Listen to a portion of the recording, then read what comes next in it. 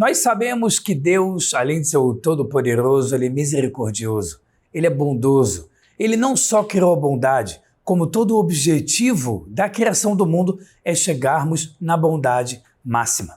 Os relatos da Torá mostram isso, da nossa Bíblia judaica, que Deus criou o mundo, criou a luz, criou o prazer, criou o jardim do Éden, criou todos os animais para servir o ser humano, criou toda a natureza para servir o ser humano.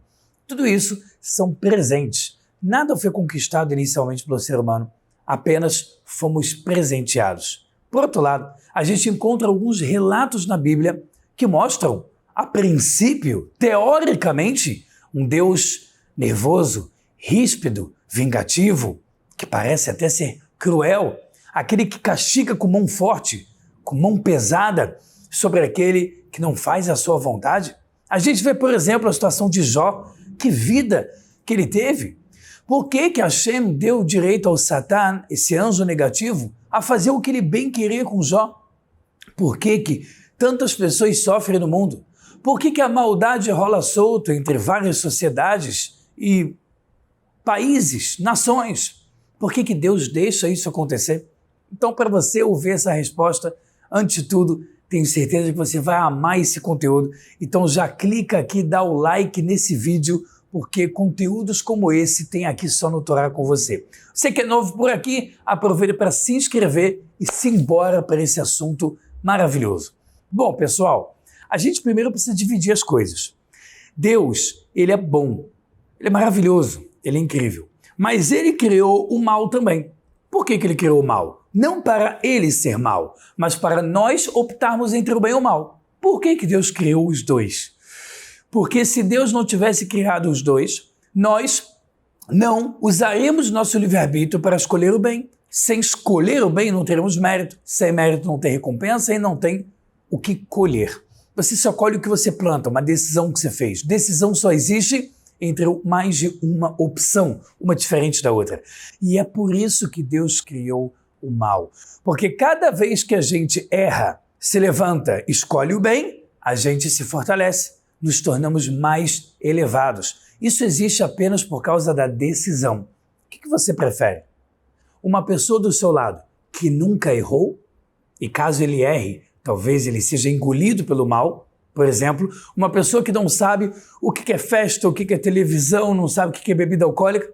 Aí você casa com ela, ela prova a bebida alcoólica, ama, fica viciado e não consegue mais sair. Isso é bom? Não é bom. Eu prefiro muito mais, pessoalmente, uma pessoa que já errou, já superou o erro e ele sabe muito bem, ele está à espreita, olhando para o mal que existe. Porque essa pessoa eu confio mais. Ele já provou do gosto ruim, das coisas ruins da vida e, ao mesmo tempo, ele já é uma pessoa forte.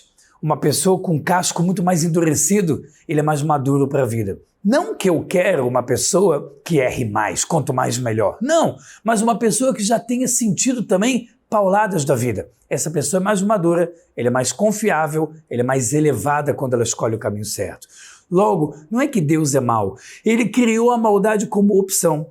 Deus não faz as pessoas serem roubadas ou assassinadas. Deus permite que o ser humano escolha. Não é Deus que atua. Deus ele apenas criou a possibilidade de fazer o mal.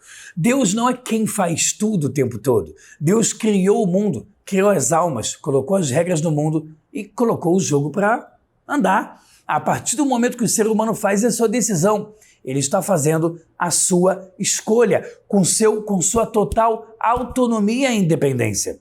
Deus nos deu o caminho da vida e da morte, da bênção e da maldição, o tempo todo, para que escolhêssemos o que a gente vai querer colher lá na frente. Muitos povos antigos acreditavam que a dor é uma forma de se tornar mais elevado. No judaísmo, a gente é muito pragmático. A gente não quer a dor para chegar num nível mais elevado. Às vezes, ela é simplesmente a reação de uma ação nossa. Toda ação gera uma reação. Se a pessoa age de forma errada, ela desconstruiu algo. E isso acaba voltando para a pessoa. A pessoa come coisas que não são saudáveis, passa mal, fica doente. Uma pessoa deixa engordar muito, ela perde mobilidade, ela dorme pior, ela se estressa mais. As consequências, elas não são maldades divinas. Elas são apenas uma lógica que existe na providência divina. E seria muito errado se a gente colocasse a culpa em Deus. A culpa está no ser humano e na responsabilidade dele. É muito comum, inclusive, em muitas filosofias e religiões, que quando alguém peca, você diz foi o diabo, foi o demônio, foi a entidade ruim. Não, não foi não, foi você. Porque se Deus tivesse criado uma situação que você não pudesse optar por fazer o bem, que você estivesse preso nas garras do mal e não tivesse opção, aí sim Deus seria cruel. Imagina Deus criar uma possibilidade de você ser feliz, mas ao mesmo tempo ele te trancafiia numa prisão e deixa você olhando o mundo maravilhoso à sua volta, mas não pode viver isso? Isso seria um Deus cruel. Deus ele é bom e Deus ele é justo. Se a gente pega a própria história de Jó, veja bem, a história de Jó vem mostrar para a gente que quando o ser humano está com uma vida muito confortável, muito boa, ele tem mais facilidade de esquecer Deus. Regra número 2. Existem contas espirituais que uma pessoa paga nesse mundo que estão relacionadas à infância ou vidas passadas. Logo, o que a gente olha nem sempre é verdade.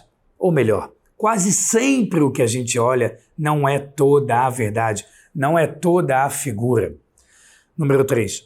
Deus fala na Torá, Lo marchevotai marchevoterem.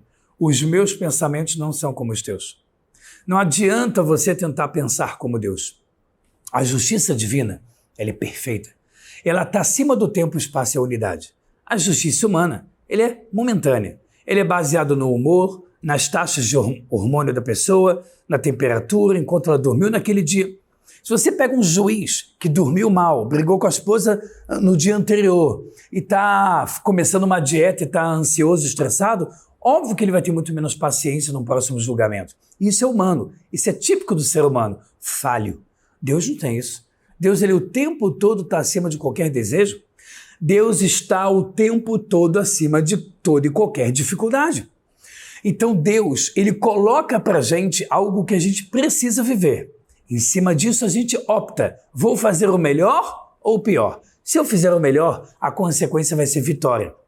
Se eu fizer o pior, eu vou perder aquela batalha. Mas Deus o tempo todo, com a sua misericórdia infinita, nos dá oportunidades ilimitadas para que a gente possa consertar, para que a gente possa melhorar. Esse é todo o intuito da providência divina. Agora, existem castigos que acontecem na vida, que Deus dá, que é uma forma de despertar a pessoa. Veja bem, quando você encontra uma pessoa desmaiando, ou pior ainda, tendo um ataque cardíaco, a primeira coisa que você faz nela é respiração boca a boca e massagem cardíaca. Se você parar para pensar na massagem cardíaca, ela não tem nada de massagem. Ela não tem nada da ideia leve que a gente pensa, né? Não é um abraço. Normalmente em locais, quando você faz numa pessoa, locais do corpo que se faz a massagem cardíaca, é muito comum quebrar costelas. É muito comum que quando a gente quebra costelas, a costela perfure algum órgão. É muito comum que você deixe a pessoa toda roxa e machucada, mas, com grande chance, você salva a vida da pessoa. Quando uma pessoa engasga, é muito comum que você faça aquele famoso movimento com o dedo pontiagudo sobre o diafragma, pegando a pessoa por trás, machucando ela, fazendo contra a cadeira. Isso não vai machucar a pessoa? Vai. Ele vai acordar com dor? Vai, mas se salvou a vida da pessoa. Muitas vezes, a gente só foca o nosso olho em algo que nos chamou a atenção negativamente, porque a gente não tem a visão panorâmica. Por isso que o judaísmo prega a frase, tudo é para o bem. E existe uma visão mais profunda que a cabalística, que até isso é bom. Ou seja, tem vezes na vida que algo acontece na nossa vida e a gente não consegue ver aquilo como bom, mas certeza foi para o meu bem. E tem vezes que a gente consegue tão fundo na nossa espiritualidade que a gente entende que a própria situação que aconteceu comigo, ela também é boa na sua essência. Porque Deus é bom, faz tudo para o bem. No meio do caminho sempre existirão pedras, mas essas pedras servem para nos incomodar e sairmos da inércia. Sairmos de uma situação confortável sem fazer realmente o nosso objetivo. Logo, pessoal, o dilema nos traz uma complexidade muito grande. Sabe qual é a maior complexidade? é tentar pensar como Deus. Quando a gente não entende uma passagem da Bíblia, a primeira coisa que a gente tem que ser humilde e dizer, peraí, se a conclusão que eu tirei daqui é que Deus é cruel, ou que a Torá está me ensinando algo eticamente errado, talvez eu esteja errado. Talvez eu não entendi bem. E essa é a grande verdade. Eu não digo isso apenas no quesito de ter fé, mas numa argumentação lógica. Se eu acredito que Deus deu a Torá e Ele deu um manual de instrução, é porque Ele quer que eu me torne melhor. Se eu entendi que aparentemente qualquer mensagem da Torá foi para eu me tornar uma pessoa pior, é porque certamente tem algo que eu não entendi. E é por isso que existe um conceito judaico chamado Hazará, que é voltar ao estudo. A Torá fala que uma pessoa que lê uma passagem da Torá 101 vezes é muito maior do que uma pessoa que lê 100 vezes. Porque ler 100 vezes é um número redondo, é um número que a pessoa fala, pô, acabou, eu li 100 vezes. Vem outro e lê 101, sabe o que ele vem mostrar? Que ele eternamente tem o que aprender.